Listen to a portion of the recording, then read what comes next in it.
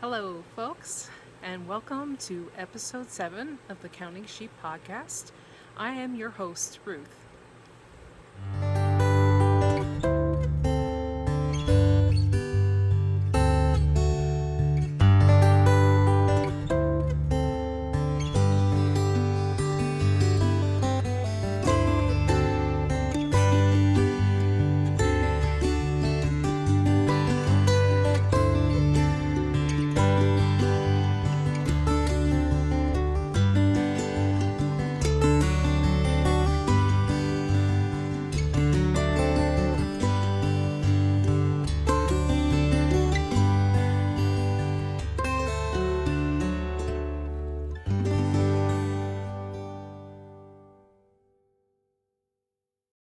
And welcome one and all to my subscribers who have been here with me, and also to new people coming on board. I appreciate you joining me. My podcast is about crocheting, knitting, and spinning. Most of the fiber crafts that I do, and any other little things that I get up to on my small farm in Vermont. This is our backyard here. I live here with my husband, 4 sheep, 10 chickens, our golden retriever Cooper, and our house cat Dora. So I welcome you. Thank you for joining me. I have some great finished objects this time around. We'll have heavy on the crochet, a little bit of knitting, and a little bit of spinning. I also was able to get out to our New Hampshire Craftsmen's Fair over in Sunapee, New Hampshire last week, and had a good time there. Please, if you would like, I welcome comments down below. Please share what you're doing and some of the projects that you have in progress. I'd love to see them, or I'd love to hear about them. So, all right, so I'm going to dive right in here because I have some cute things to show you this go around. Thank God I have some finished objects, so that makes me always feel so good. The first one I had shown in the last 2 podcasts, I believe. It's the Crocheted Frog by Garland. And I don't have the pattern with me right now. I think I have already filed it away because I got done with this little guy a couple days ago. I had some leftover yarn from my Aurora vest, which is a crocheted vest by Sandra Gutierrez, and here he is. This is the little crocheted frog, and as you can see, I have added some wire. The pattern actually gives you really great directions on how to add wire to your amigurumi, and he is finally done. His little neck area here was just some leftover yarn from another project. I believe it was socks that I had made. And his arms move up and down. His legs will also move, and you can make him sit. Oh, that's a little awkward. Make him sit there. Very cute. Very, very cute. I think I had mentioned the last time I was having a little issue with sewing this part of him, the neck and whatnot. So I did do some remedial construction here, and I did add some more stuffing as well. So that always helps too. Crochet amigurumi I find is a lot more easier to stuff because you have like a firmer fabric to the stitching. So, but yeah, this great little fun project, the Crocheted Frog by Garland. I realize sometimes I don't hold things up properly, so get a good look at him. So that's my little frog. I mentioned before I do like making little critters at times. It's kind of like a palette cleanser for me. After I get done with a bigger project, it's kind of fun to make something smaller. So And speaking of which, I had joined a knit along back in, I believe it was June or July, and it was run by Sarah Shearer. She runs a knit along, I think, every year. If you don't know who I'm talking about, she is a designer of gnomes, knitted gnomes, and she has at least one pattern a year that is kind of a knit along. You buy the pattern, and then every couple days she gives you a clue, another piece of the pattern to do. And so I joined up this year. It's kind of a nice project to do, kind of like the frog. It uses up odds and ends, bits and bobs of things that are left over from other projects. But anyway, this year's gnome was named Nifty, and that's Gnifty. She always puts kind of a G in front of everything that's gnome named for her. So, and I got behind. There were prizes and such that you could be eligible for if you posted your finished gnome at a certain time, but I didn't get mine done. I kind of, well, I get distracted, as we all know, by other pretty things. So when it came time, the deadline had gone past, and I realized that I still had this gnome sitting in the bag waiting to be finished, and so I thought it would be good, since I had the frog done, that I get this little guy done too.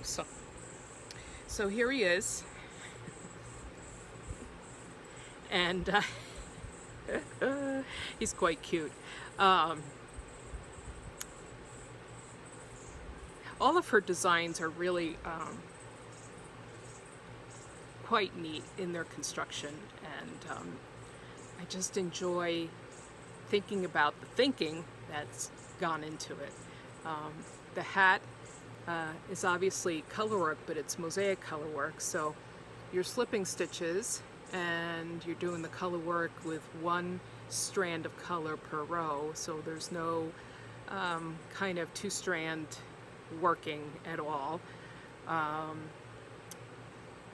And I'm the worst tassel maker on earth, and I actually didn't do such a bad job here. Now, on most of the ones that I've seen that are posted, the tassels sticking straight up. And while I probably could have spent some time to get this thing to stick up straight, I wasn't fond of the look, and I think this look is better. So, personal choice, obviously, on my part. But that's what's great about her patterns, is that she gives you choices along the way. Even with the hat, she said at some point, if you're really not into the color work, then just do a garter stitch and be done with it. Yeah, so it is small circumference knitting. It's done on small needles if you're using smaller yarn. Obviously, you can make your gnome as big as you want. And in the past, she has run, I think last year she ran a gnome along where you chose what size yarn, what size needles, and people's gnomes were coming out huge, like they were big stuffies. So, but I prefer the smaller ones. I just think they're cute. So yeah, and my husband only takes issue with the fact that this guy has no beard, and he's like, gnomes have beards. And I said, well, I could make him a beard, but at this point it would be on the floor, you know, like it would be coming out of here and it would be on the floor, and I just don't think there's a need. But we'll see. If he belly aches long enough, I might experiment and give this guy a beard, this gnome. And granted, my husband does some wood turning, and he has made gnomes, gnome-like structures himself with the wood lathe. And, you know, turning wood lends itself very well to the cylindrical form of gnomes. So yeah, I've kind of challenged him to put beards on his wooden creatures. So I think that's probably also an advanced technique. So anyway, I haven't named Nifty, my Nifty. I think I'm just going to kind of let him sit for a while and see if a name comes to me, or whether I just call him Nifty, you know. But anyway, very cute.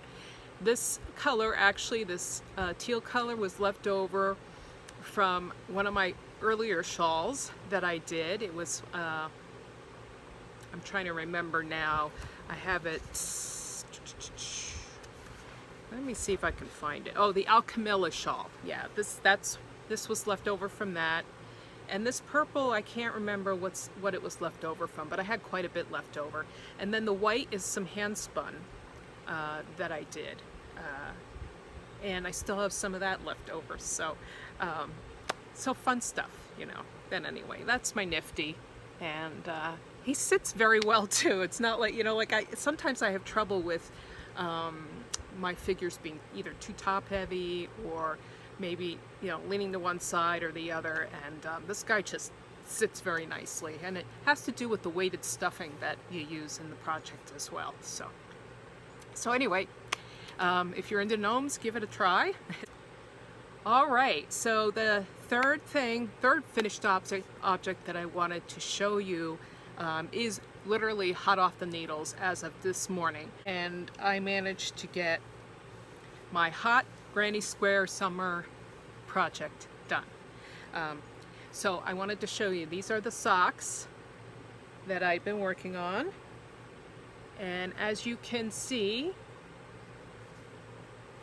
they qualify for Granny Squares because I put a row of Granny Squares all the way around in this sock. Now the tops of these socks do not match because I wasn't thinking, honestly. I have moments where I have brain cramps and I don't think, but the rest of the sock pretty much, they, where it doesn't matter, where you don't see it in the foot, I managed to get them both the same. But anyway, let me, before I forget, tell you, this is the pattern. This is the Granny Squares in a Row socks by Jen Yard, and it combines, obviously, crochet Granny Squares along with knitted socks. And let me see if I can get, I have sock blockers here, so hopefully I can show you these on the sock blockers as a normal podcaster would. I did a bind off at the cuff.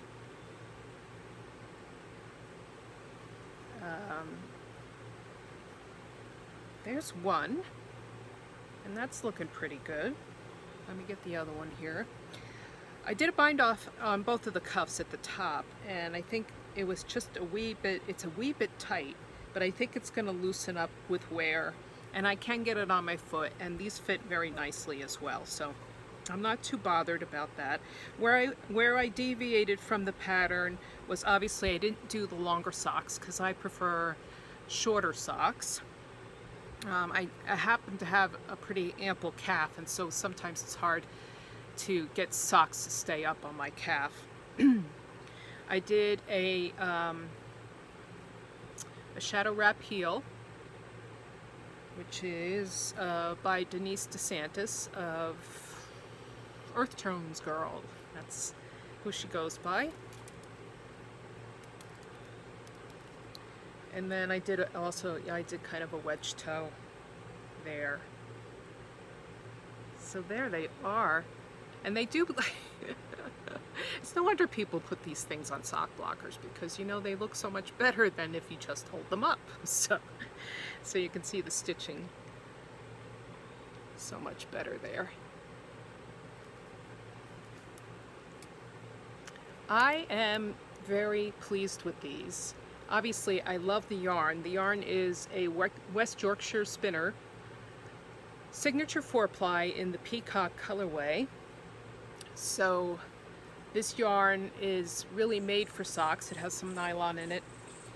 And I adore this colorway. I love the blues and greens in it. And I also love the little speckles that are going on as well. I didn't use all of the yarn. I do have quite a bit left over, so that will go into a leftovers project for sure. And so yeah, there they are. I'm just loving it. I mean, you know, it's funny because I just got done with these like a couple hours ago, so it's like, yay, finished object. So anyway, yeah, I highly recommend the pattern. Like I said, I did a shadow wrap heel because I like that heel. I think the pattern actually does your regular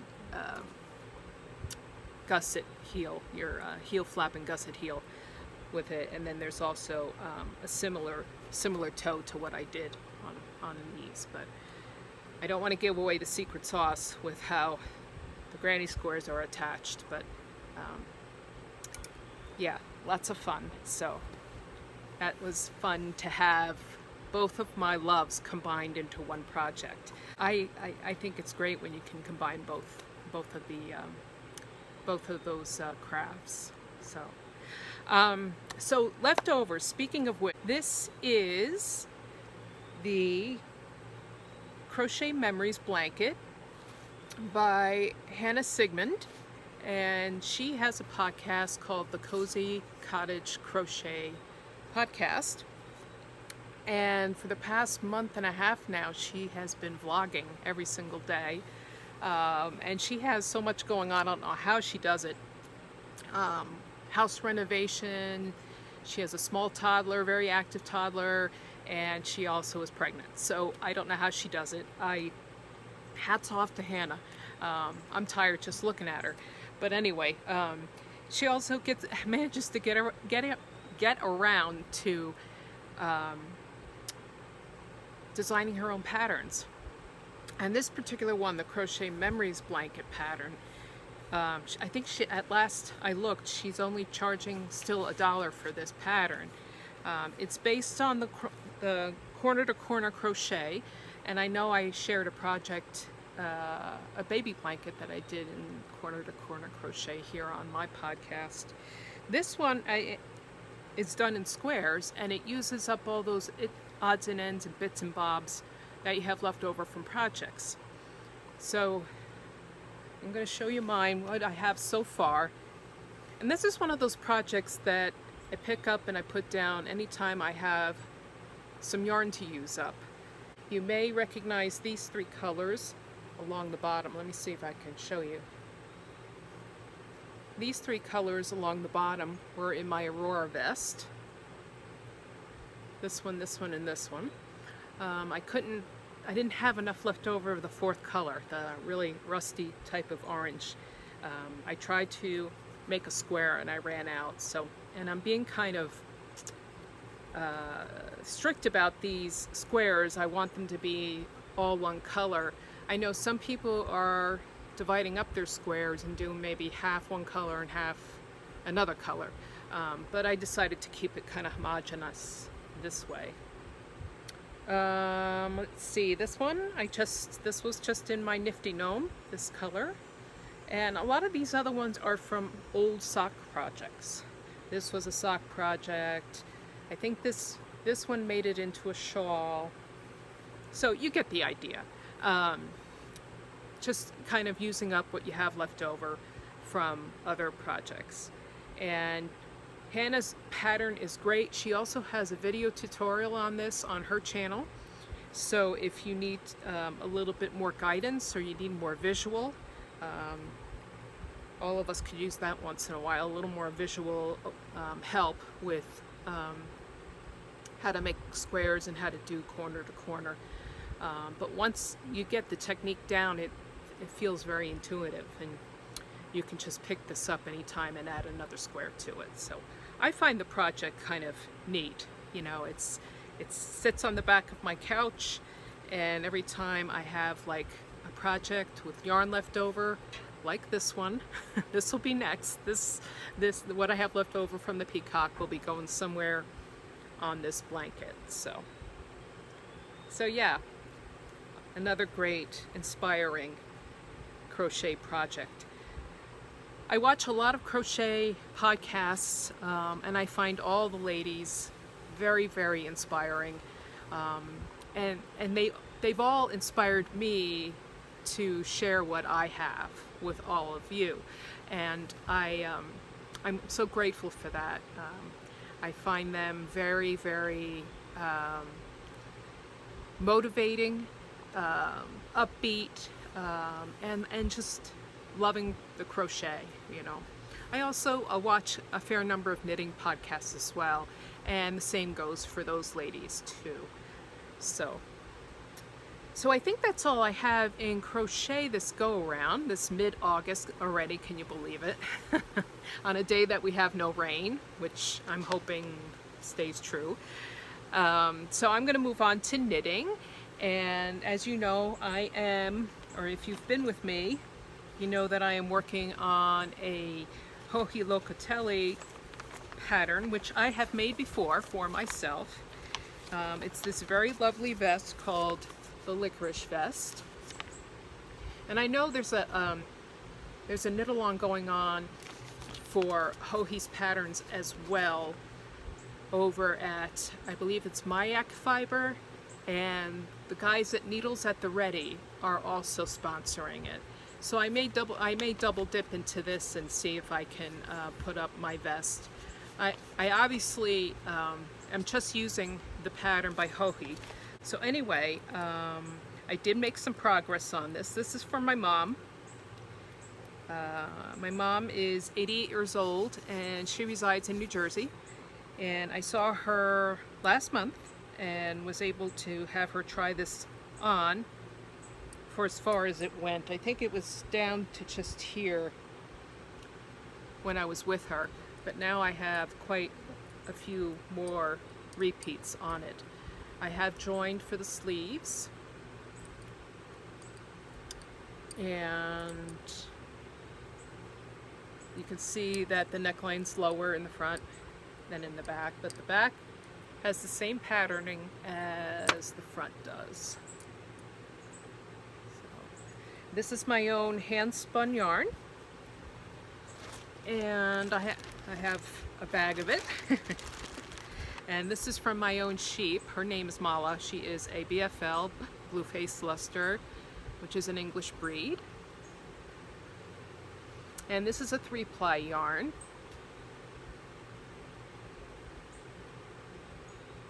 Which I did on my wheel. And it is coming out very, very nice. Nicely, I should say.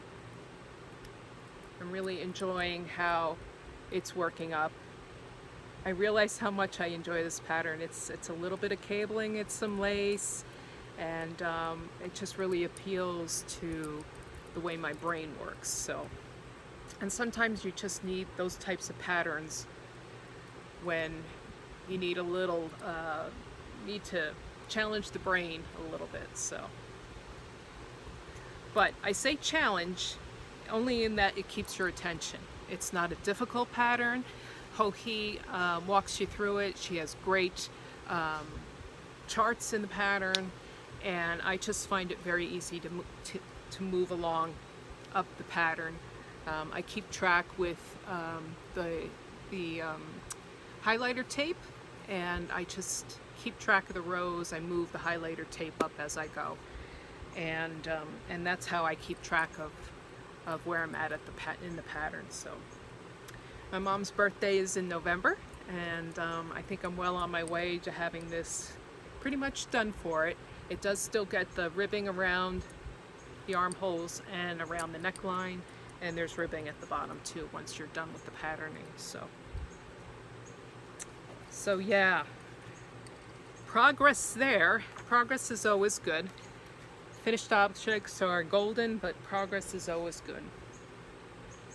Oh, I'm going to have to back up a little bit because I totally forgot something for my crochet.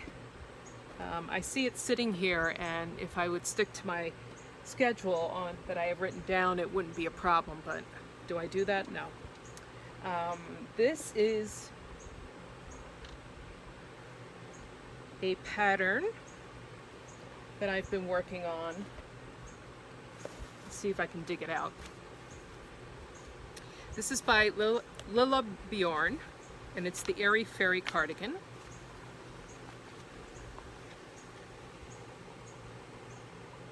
And this is crocheted.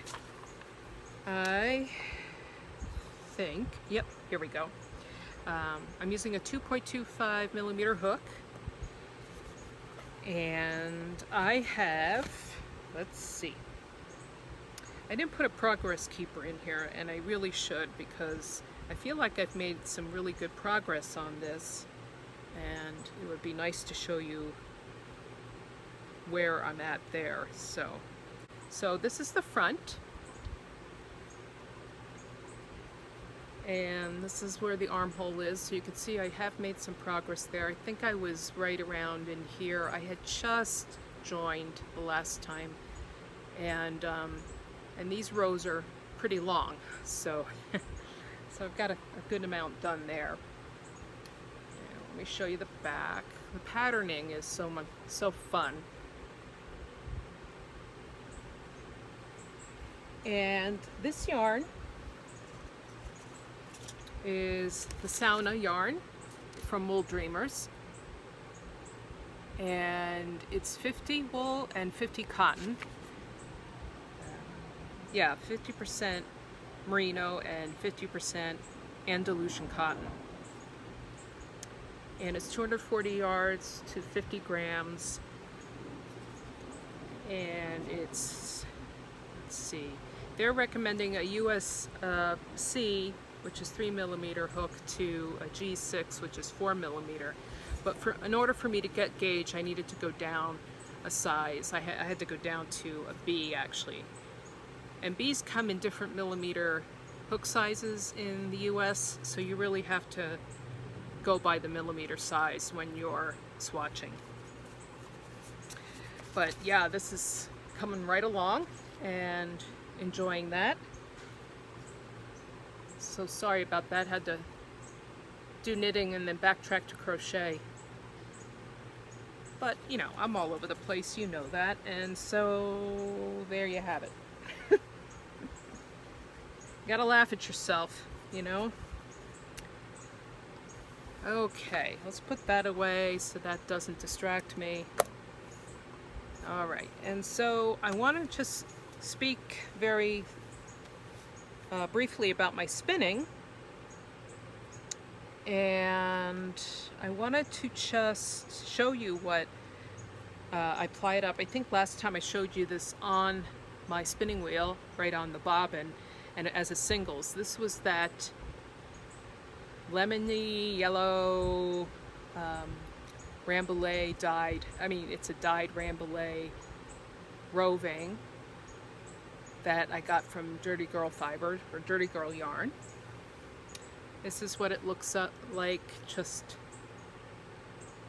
raw before spinning. And I have a whole basket of it, as you can see. Woo! Yarn down, fiber down. So there you go. That's that. That's looking pretty spectacular. Rambouillet is a lovely fiber to spin. I had attended a fiber gathering last fall, and one of the classes, or one of the mentoring sessions I took, was dyeing your own Rambouillet roving with natural dyes. And I wanted to share with you what I did. It's kind of in like a mess right now, but I also have it in nests. But I had like a blue yellow thing going on at the time on my brain. So, and then there's that part, and then this is the kind of the rest of it.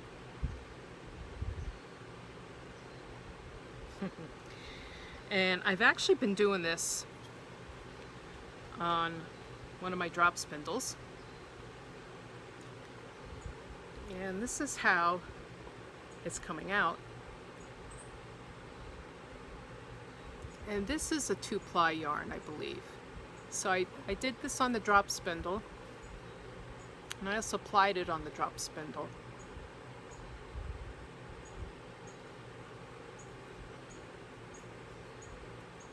So for those of you who are unfamiliar with the drop spindle, it is one of the oldest forms of spinning.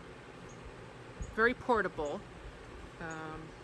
The spindle acts as a storage unit for the finished singles, and then it has a weight on it and a little hook at the top. This is a top whorl spindle because the whorl is at the top rather than at the bottom of the spindle. And then what you do is you send the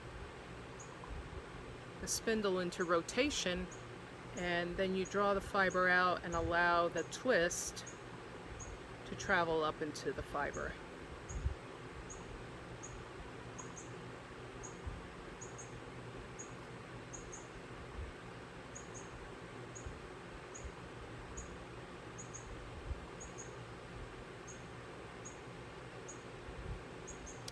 It does take some practice, and initially when I tell people to start, I have them kind of park the spindle between their thighs in order to get the drafting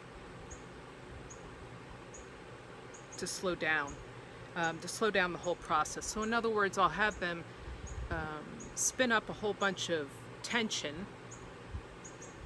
energy here, if you're in physics. I'll have them park and then actually draw out the fiber as the spindle is stationary, so you don't have to look at two things at one time or think about two things at one time.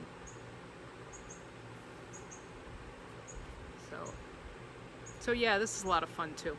I enjoy this a lot. This really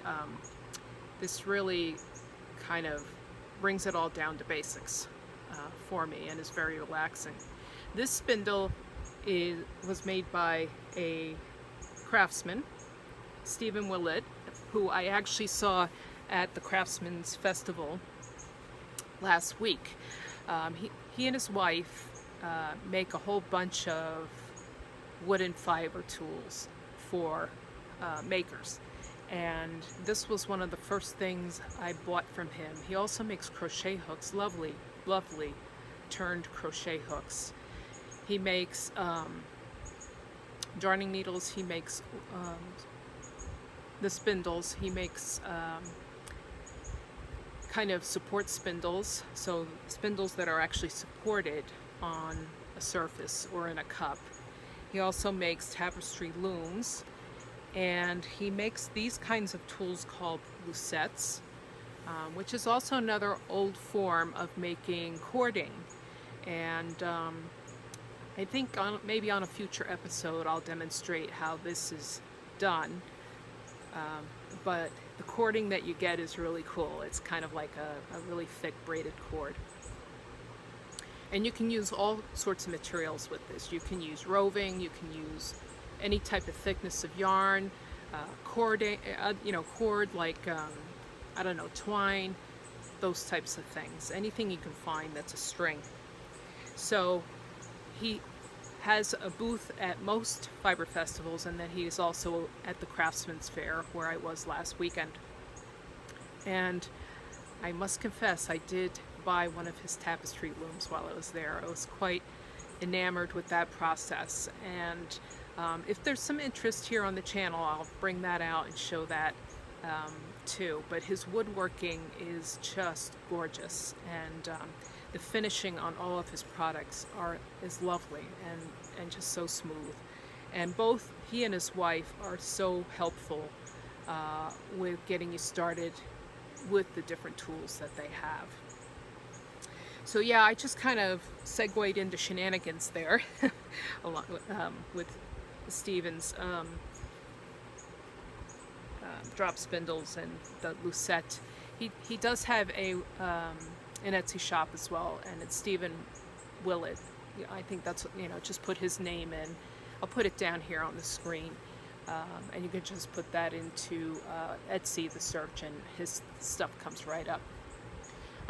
They have lovely wooden buttons as well. Gosh, I can't ever resist those. I have so many of those as well. So yeah, very good. The Craftsman's Fair, if you're unfamiliar with that, is every year, and they run it from a Saturday to a Sunday. So what's that? Like 9 days. It's a 9-day craft fair of basically northern New England crafters, and mostly in New Hampshire, but there are some people from Maine and Vermont that come and set up booths. It's all under tents, which is nice. They have food there. They also have outdoor lawn displays as well of different things. It could be metal or wood or stone, and it's just nice to walk through that type of garden that they have set up. They also have one tent devoted to just kind of making purchases easier. So a lot of the makers will not only have their own booths full of their own things, they'll send some of it over to that one tent so that it's all in one space and there's just one checkout for everything. Yeah, and there's like they're huge tents, and I think there were like 8 or 9 of them. Plus there are like 8 or 9 demo tents where you'll have just one crafter set up under a smaller tent and they'll be demonstrating their craft. There was a blacksmith there. There's usually a potter there. The New Hampshire woodsmans come and they do turning on lathes and other chiseling and craft with wood. The ladies from my spinning group also go over and demonstrate spinning as well. So a lot going on, and it is busy the full 9 days. I always think that if I go midweek it'll be a little less crowded, but they have a steady stream of people that are interested in all sorts of crafts, glass blowing, all sorts of stuff, actual clothing to wear and furniture, you name it. So so that was kind of fun. It's fun to be amongst that much talent and crafty talent, you know what I mean. And so it was a great day out. It was a great day to be amongst all the creativity. So all right, I think that is it for me this go around. If like I said, if you want to share something, please do. I'd love to see what you're making or hear about what you're making. And until next time, take care of yourself and keep crafting away, and I'll see you the next go around. Take care now. Bye-bye.